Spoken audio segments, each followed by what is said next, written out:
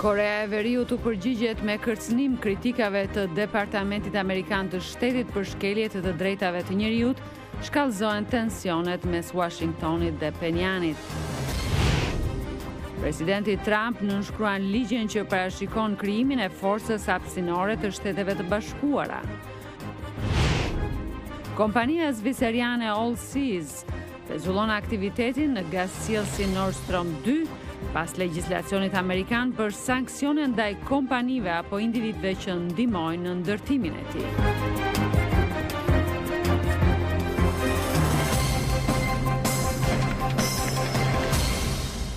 Mirëmbrëma dhe mirë se vini në programin e Zërit Amerikës Ditari. Jam Rudina Dervishi. Në këtë emision do të ndiqni përfaqësues të lartë shtetëror të 4 vendeve ballkanike u angazhuan sot në Tiranë në takimin e 3 rajonar të Ballkanit Perëndimor për zgjeruar bashkëpunimin ekonomik mes tyre. Do të ndiqni sonte në këtë ditar edhe një material për të drejtat e shqiptarëve në Medveq.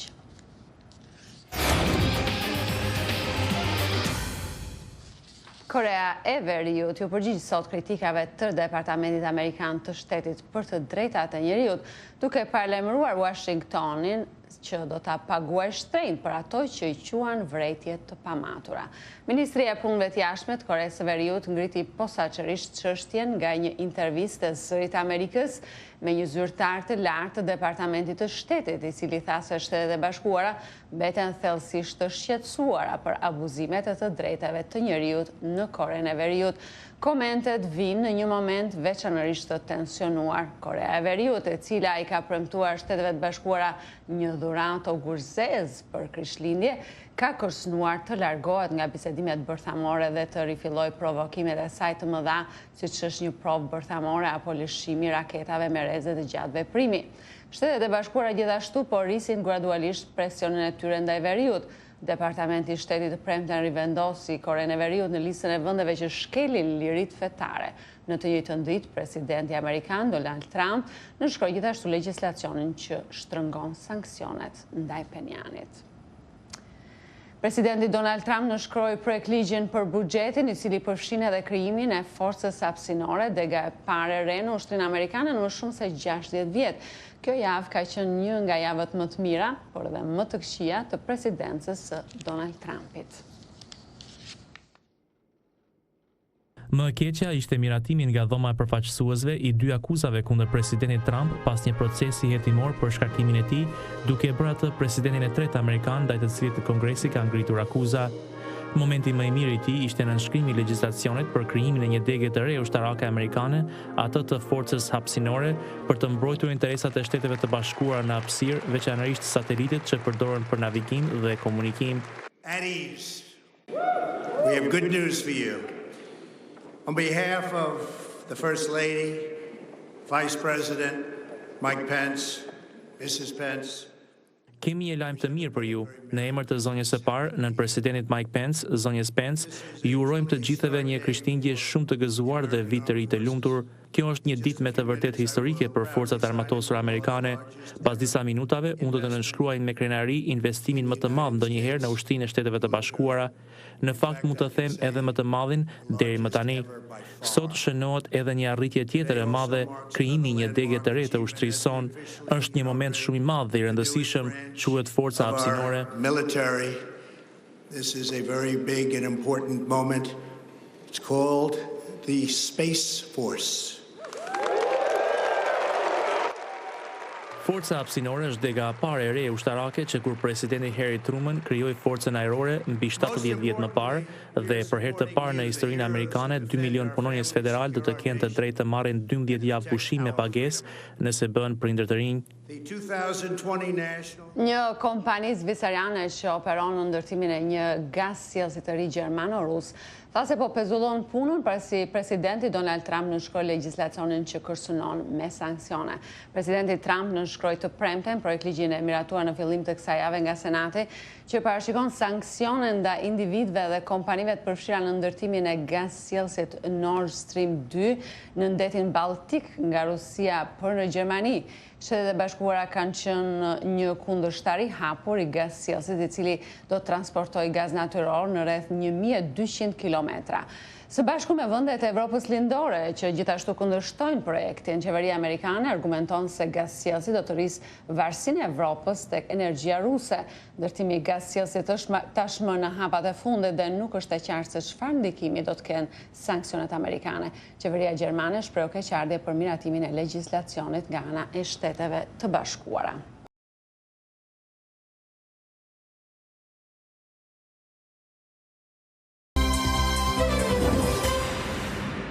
Përfaqësues të lartë shtetëror të 4 vendeve ballkanike, Shqipëria, Malizi, Maqedonia e Veriut dhe Serbia u takuan sot në Tiranë dhe morën pjesë në takimin e tretë rajonal të Ballkanit Perëndimor për zgjeruar bashkëpunimin ekonomik mes tyre. Ata deklaruan pas takimit se vendet pjesëmarrëse të kësaj nisme po përpiqen të bashkojnë energjitë për të shpejtuar procesin e integrimit dhe standardet e BE-s përmes lirisë së lëvizjes së njerëzve, mallrave, kapitaleve dhe shërbimeve. Korrespondenti Lirena Golli njofton nga Tirana.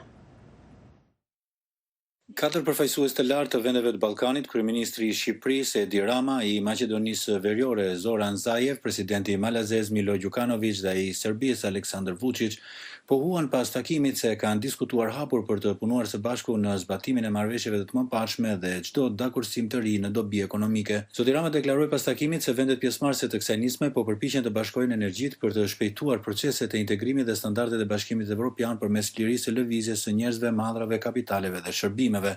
Ai falenderoi pjesëmarrësit për ndihmën që vendet e tyre i dhanë Shqipërisë pas tërmetit të 26 nëntorit dhe më pas theksoi se kjo nismë është gjithëpërfshirëse, e hapur pa kushte dhe nuk i imponohet askujt, duke pasur parasysh refuzimin e Kosovës për të marrë pjesë në këtë takim. Nisma nuk ndalet dhe do të vazhdoj me bindjen se i kemi të gjitha forcat për të zbatuar marrëveshje që janë bërë më parë. I kemi të gjitha forcat për ta kthyer në realitetin e njerëzve, realitetin e përditshëm qytetarëve, realitetin e përditshëm të sipërmarrjeve, atë që ka qenë në mënyrë të përsëritur e dakortësuar në procesin e Berlinit, në kuadër të CEFTA-s, apo edhe të nismave e të tryezave të tjera. Presidenti i Malizi Milo Đukanović, i cili erdhi për herë të parë në këto takime, tha se shtetasit e vendeve të këtij rajoni duhet kenë kushtet njëjta jetese me ata të Evropës së zhvilluar, ndaj këto nisma bashkëpunimi marrin në rëndësi sepse na çojnë drejt integrimeve dhe standardeve të Bashkimit Evropian. Sastanku inicijative koju su nedavno lansirale ove 3 zemlje našeg regiona. Ne diskutuam sot se si ta bëjmë sa më të frutshme një nismë të tillë për gjithë Ballkanin Perëndimor në mënyrë që ai të bëhet pjesë e Bashkimit Evropian sa më parë që të jetë e mundur, tha presidenti malazez Đukanović. Ndërsa presidenti serb Aleksandar Vučić tha se gjithë bizedimet ishin në shërbim të shtimit të përpjekjeve për të ndihmuar njëri tjetrin, si në raste fatkeqësisht natyrore, ashtu edhe në zhvillimin e tregtisë, lëvizjes së mallrave dhe të kapitaleve. Hvala premijeru Rami na izuzetnom gostoprinstvu, hvala mu na tome što nas je odveo danas do Drača. Këto takime janë me rëndësi të jashtëzakonshme sepse japin mesazhin se vendet tona vazhdojnë të ndërtojnë bashkëpunim, tha zoti Vučić, me funksionimin pa kufizim të pikave kufitare, dogana do të lehtësojnë procedura, do të kenë më shumë kursi lëvizje në tot kamionëve pa vonesë, do të arrihen marrëveshje me kompanitë që të kalojnë më lehtësisht nëpër kufi. Ne do të përpiqemi, tha zoti Vučić, të krijojmë një treg të përbashkët pune që nënkupton një tregje më të madhe vëmendje për investuesit e huaj. Po ashtu kur serbët dhe maqedonësit do të punojnë në Shqipëri dhe anasjelltas, shtetet do të kenë të njëjtat sisteme shërbimi që të aplikojnë për të marrë leje të përhershme pune. Kjo është një lëvizje domethënëse në tregun e punës, po ashtu tregtia do të rritet në përfitim të gjithkujt. Shumë rregullore do të parafrohen në mënyrë që shtetasit e vendeve të rajonit me pak banor të përfitojnë bashkarisht më shumë nga lehtësirat, tha Vučić. Ndërsa kryeministri i Maqedonisë Veriore Zoran Zaev tha se takimi i Tiranës ishte një përmbledhje e takimeve të Novi Sadit dhe Ohrit. Da pomagame i ja koristam prilikata do site građani. Bashkëpunimi i ngushtë mes vendeve po jep rezultate në kufi nga transportuesit, tha Zaev. Ky bashkëpunim ka shumë përfitime. Administrata tatimore të Shkupit dhe Tiranës do të nënshkruajnë një marrëveshje për shërbime one stop shop për transportet, po ashtu do të nënshkruhet edhe një marrëveshje për kalimin e kufive vetëm me karta identiteti dhe lejet e punës mes vendeve të rajonit.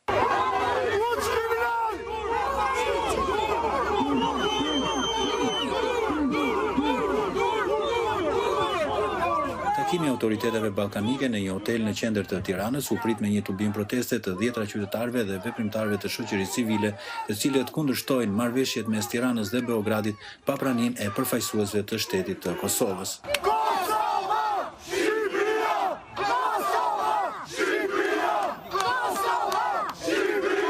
Takimi i Tiranës është i treti pas atij të Novi Sadit dhe Ohrit, ndërsa qeveritarët e vendeve të Ballkanit Perëndimor po kërkojnë hapësira të reja bashkëpunimi në fushën ekonomike. Për Zërin e Amerikës, Iliriana Golli, Tiranë. Në veri të Shqipërisë, gratë vazhdojnë të përballen me shumë sfida, të cilat kryesisht lidhen me situatën e tyre ekonomike.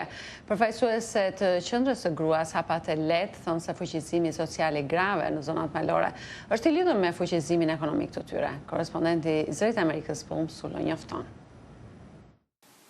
Gjendja e gruas në zonat malore në veri të Shqipërisë vazhdon të jetë e vështirë dhe me shumë përballje.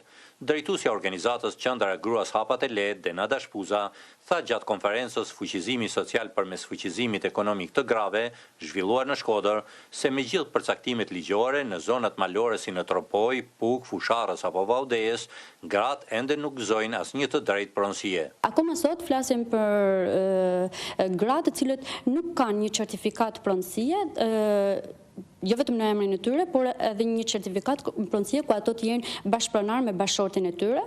Ato shpeshherë kanë të pamundur për të aplikuar në projekte të ndryshme dhe normalisht që e pengon fuqizimin. Duke synuar fuqizimin ekonomik të grave, Qendra e Gruas ka nxitur krijimin e grupeve prodhuese duke i mbështetur me grante që financohen nga Bashkimi Evropian dhe organizata të tjera të huaja që veprojnë në Shqipëri. Njëri për grupeve prodhuese është ai i Qerretit në Bashkinë e Pukës, ku janë bashkuar 33 gratë, të cilat tashmë kanë në pronësinë e tyre 340 koshere me blet. Bashkimi i një grupi të madh na ka bën gjithsesi si na tjena ma të bashkuar, ma të forta në punë.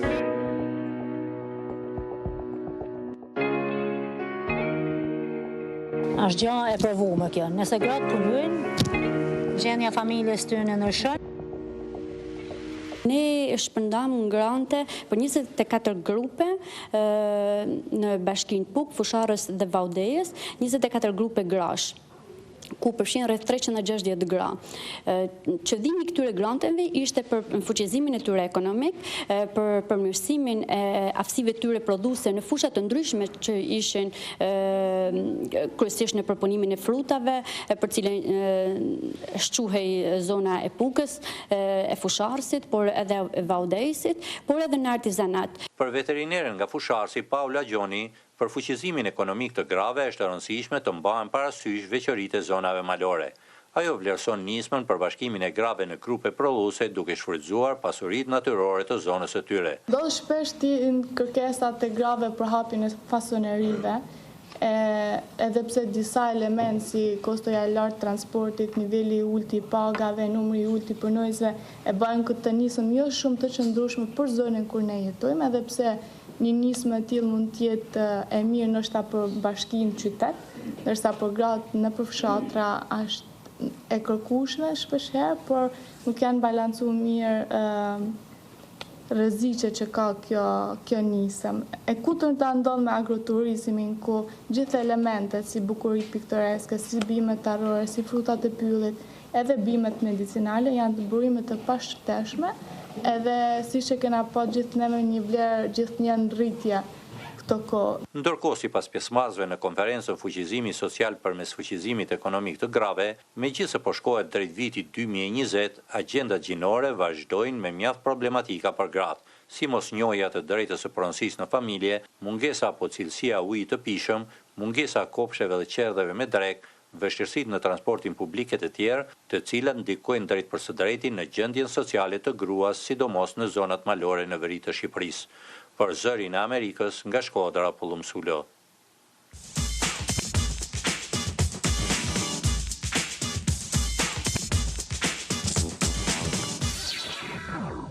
Muharrem Saliu, antar i Asamblesë Kuvendit Komunal të Medvegjës, thotë se të drejtat e komunitetit shqiptar atje po vazhdojnë të mëkëmben nga Serbia. Zoti Saliu flet gjithashtu dhe për rolin e Prishtinës dhe Tiranës zyrtare në funksion të mbrojtjes së të drejtave të atij komuniteti. Me zotin Saliu bisedoi kolegja Menanda Zaimi. Zoti Sali, shqiptarët në komunën e Medvegjës për herë të parë që nga ekzistenca e kësaj komune nuk janë pjesë përbërëse e pushtetit lokal. Si e shpjegoni ju këtë situatë? Situata në Medvegjë është mjaft dramatike për arsye të pasivizimit të adresave të shqiptarëve. Kjo ka filluar që nga viti 2011, është vrejtur dukshëm në vitin 2015 dhe ka vazhduar me një intensifikim shumë të shpejtuar gjatë tyre 4 viteve të fundit. Nga afro 8.000 apo 9.000 shqiptarë sa janë në komunën e Medvegjës, sot rezultojnë sipas statistikave që jep pushteti lokal dhe ai qendror rreth 1.000 shqiptarë. Praktikisht nëse mund ta përdor këtë fjalë, ju jeni një komunitet jo ekzistent. Si mund të ndryshoj situata, si mund të zgjidhet kjo problematikë? Në fakt tendenca është që shqiptarët të i shndrojnë në apatrit në vendin e tyre, pra kjo që thoni ju është shumë e saktë, inekzistent, klandestin në shtëpitë e tyre dhe kjo me sa duket po vazhdon edhe më tutje me tendenca që shqiptarët të mos kenë mundësi të dëshmojnë mbi të mirat, materiale apo asetet që kanë në pronësi, sepse duke mos patur një dokument valid, përveç kësaj që po i hekin, po mohojnë mundësinë për të votuar dhe për të votuar të preferuarit e tyre, ato rrezikojnë të humbin edhe pronat e tyre. Zoti Saliu, ju jeni antar, një prej 3 antarëve shqiptar të Asamblesë Komunale. Çfarë po bëni ju për ta ndryshuar këtë situatë? Dhe çfarë keni në dorë ju për të bërë? Instrumentet me të cilat ne disponojmë janë të kufizuara relativisht shumë, por për këtë pak kohë sa jemi zgjedhur, faktikisht janë 3 muaj, kemi kontaktuar ambasadat më relevante në rajon, cilat janë shpreh të gatshme të na presin dhe me disa kemi restauruar raporte bashkëpunimin për këtë temë, kaq të ndjeshme, kemi kontaktuar edhe me komisarin e lartë për OSB-n në Hag. Ne du të denoncojmë të gjitha këto raste, nuk është për të bërë kundër Serbisë, por është fillimisht mendoj për ta ndihmuar Serbinë që të demokratizohet dhe si pasojë apo si rrjedhojë e kësaj në mënyrë që dhe ne pastaj të jetojmë më lirshëm aty. Nga ana tjetër, si e shikoni angazhimin e Prishtinës dhe të Tiranës zyrtare? Shpesh zyrtarët si nga Prishtina dhe nga Tirana vinë ju vizitojnë, po a kanë bërë realisht ata sa duhet? Prishtina nuk është se ka mundësi shumë të bëjë për faktin se Republika e Serbisë akoma po e konteston shtetësinë e Kosovës dhe në fakt nuk është e gatshme që problemet tona të nxiren në tryezën ndërkombëtare përmes Prishtinës, ndërkohë që fizikisht jemi më larg me Tiranën, por nuk mund të mburremi edhe me angazhimin e Tiranës, sepse deri më tani nuk kanë bërë asgjë. Imagjinoni kanë kaluar 20 vite që nga pas lufta dhe akoma nuk i kemi tekstet shkollore. Fëmijat mësojnë me ligjerata në mënyra shumë të mos themi primitive, por të kufizuara. Gjërat nuk janë renditur, mendoj, në mënyrë kronologjike, por janë bërë nganjëherë vetëm për të bërë, sikurse rasti për shembull i shkëmbimit territoreve që ka qenë një temë e cila dobësoi pozitën e shqiptarëve në Serbi dukshëm. Ne nuk mund të ndrojmë asgjë derisa nuk njohim pronësinë e njëri tjetrit në ato çfarë duam të ndrojmë. Dhe për të arritur tek kjo mini Schengeni i fundit që po diskutohet, edhe kjo është e parenditur mirë. Derisa për shembull neve shqiptarëve na mohohet ekzistenca në Medvegjë, për çfarë lëvizje të lirë flasim? Dakor, do t'i bëjmë gjërat nga themeli dhe jo nga kulmi. Zoti Saliu, Medvegja, sikurse Presheva dhe Bujanovci u përmendën në kuadër të ideve për shkëmbim territorish në procesin e normalizimit të marrëdhënieve mes Prishtinës dhe Beogradit. Ju përmendët konceptin kohë. Çështja e shkëmbimit të territoreve është një çështje sipas ju e mbyllur apo në një kohë të dytë edhe mund të diskutohet? Në këto 3 komuna ne kemi shprehur vullnetin tonë përmes referendumit të vitit 1992. Dhe të gjitha deklaratat apo opinionet jashtë këtij referendumi mendoj se nuk kanë vend, sepse aty 90% e popullatës shqiptare ka qenë për bashkangjitje territoriale me Kosovën, në rast se do vinte drejt e shpërbërja Jugosllavisë, gjë që edhe ka ndodhur. Kurse sa i përket shkëmbimit territoreve, pra unë këtë e thash në fillim, nuk mund të flasim për një ndrym derisa nuk njohim pronësinë e njëri tjetrit në ato çfarë duam të ndrojmë. Serbia fillimisht duhet të njohë shtetësinë e Kosovës, dhe pastaj është çështje që mund të diskutojnë 2 shtete sikur çdo shtet me shtetin tjetër për interesat përbashkëta. Ju keni dhe një fabrik në Medvegjë. Si është të drejtosh një biznes të tillë në kushtet që mbizotërojnë në komunën tuaj? Po, në fakt, unë kam shkuar para 4 viteve aty me tendencë që të ngres pak nivelin ekonomik, sepse kam mbi 40 vite që nuk investohet në atë komunë aty, për vetë faktin se gjendet në pjesë kufitare me Kosovën dhe nuk kanë pas interesa që ta zhvillojnë si pjesë dhe simbas gjitha gjaseve po duket se është bërë në mënyrë qëllimshme që mos të forcohet substanca shqiptare aty, por të imponohet varfëria e vazhdueshme dhe të largohen nga ajo pjesë aty, ndërkohë që pakica tjera kryesisht populli serb që jeton aty jeton me ndihma sociale, pra ajo komunë është shndruar në një komunë të mvarur nga pushteti qendror dhe kështu ka funksionuar. Unë u ktheva për ta thyer këtë gjendje dhe kam bërë një investim relativisht të madh, e cila parashet të punësoj një numër të madh të qytetarëve aty. Për tani kemi punësuar disa dhjetra dhe pa asnjë dallim kemi punësuar edhe shqiptarë, edhe malazeze, edhe rom, edhe shqiptarë, edhe serb, edhe gjithë kështu. Në fakt, mbrojtësi më i mirë tani asaj prone janë vetë punëtorë që punojnë aty, përfshi edhe serbë që punojnë aty, gjë që nuk ndodh me politikën lokale dhe qendrore, sepse për 4 vite sa jem aty nuk kanë pasur vullnetin të vinë dhe ta vizitojnë, edhe pse është investim që kalon mbi 5 milion euro, nuk është investim i vogël për një komunë kaq të varfër. Faleminderit zot Saliu për këtë intervistë. Lutem.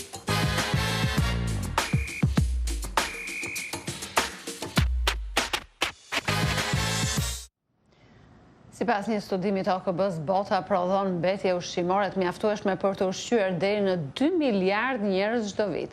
Një kompani e re teknologjike synon t'u dërgojë këtë ushqim njerëzve në nevojë.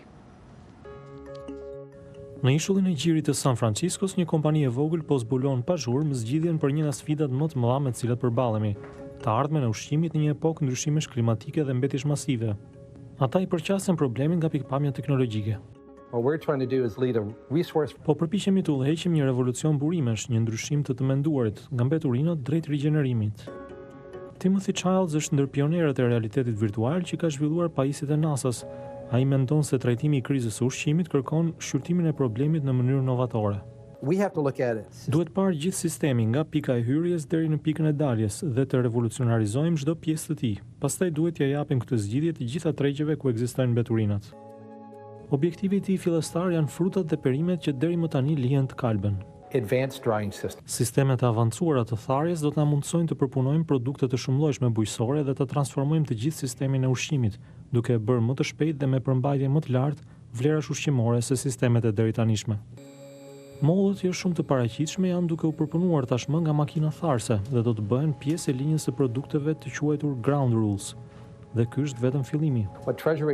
Kompania jonë krijon me shpejtësi prototipin, e teston dhe pastaj e nxjerrë para në treg.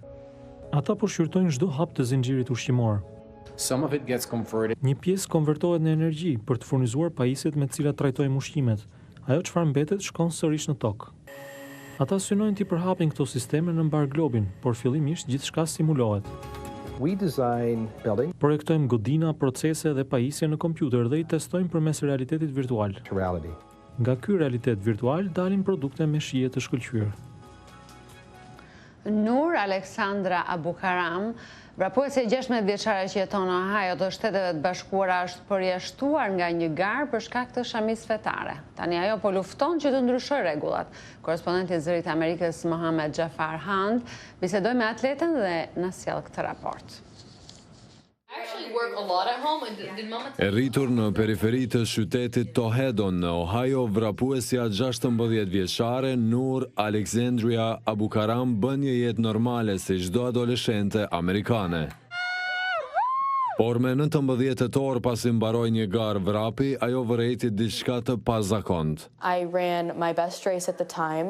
Bëra më të mirën time dhe mbarova garën. Shkova të shoh rezultatin, por emri im nuk ishte. Shkova të pyes vajzat e ekipit. U thash se emri im nuk ndodhet në listë dhe ato më thanë se isha përjashtuar. I pyeta pse. Më thanë se shamia është shkaktari. Në atë moment mu thye zemra. Ndihesha e turpëruar, u largova e dëshpëruar. Edhe nënës së atletës, përjashtimi ju duki pa kuptimt. Na theu zemrën, ishte moment i rënd të shohësh qetësinë e saj, mënyrën se si ajo e tejkaloi këtë. Ajo e do ekipin, prandaj e pranoi. Shoqata atletikës për shkollat e mesme në Ohio thot se nxënësit mund të vrapojnë me shami, por atyre u duhet një miratim paraprak. Abu Karam vrapoi për muaj të tërë pa leje me shami në kokë, por këtë herë zyrtarët vendosën të zbatojnë rregullin. Ekipi i saj ngeli i habitur. Mendoj se rregullat duhet të ndryshohen sepse nuk është e drejtë dhe mendoj se kjo nuk duhet përsëritur. Shkolla ka miratuar lejen që Abu Karam të vrapoj me shami, por përjashtimi i dëmtoi asaj karrierën. E përjashtuan publikisht, ata duhet të kenë kurajon të dalin publikisht dhe të se si e shet të ardhmen e saj, atletja tha. Në të ardhmen e shoh veten duke bërë sport në nivel kolegjesh, qoftë duke vrapuar apo luajtur futboll sepse i bëj të dyja. Ajo beson se kjo që ndodhi i dha forcën që të ngrej zërin dhe të ndryshoj rregullat. Fituesja e medaljes olimpike të bronzit, Ibtihaj Muhammed, është atletja e parë amerikane që garoi me shami në lojrat verore olimpike më 2016 në Rio. Ajo i doli në mbrojtje vrapuesës Abu Karam, me njëherë pas përjashtimit të saj.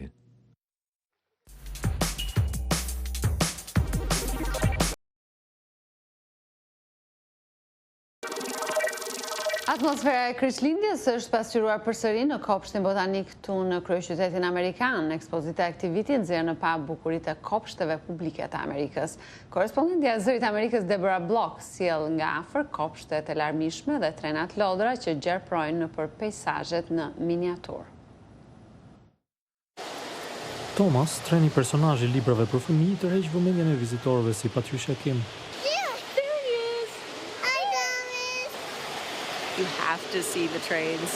Trenat duhen parë sepse janë diçka magjike dhe speciale për fëmijët. Në ekspozitë mund të gjesh që nga parajsat tropikale deri tek peizazhet e shkretëtirës. Tingut e këmbanave kanë influencuar në emërtimin e kullës këngëtare në Florida. Në këtë piramidë shkencore në kopshtin e Denverit, vizitorët mund të mësojnë për bimët. Ato janë ndërtuar me mbi 70 lloje të ndryshme bimësh, thot Nick Nelson i kopshtit botanik. Në disa raste përdoren gjethe ose lëvore pemësh për muret.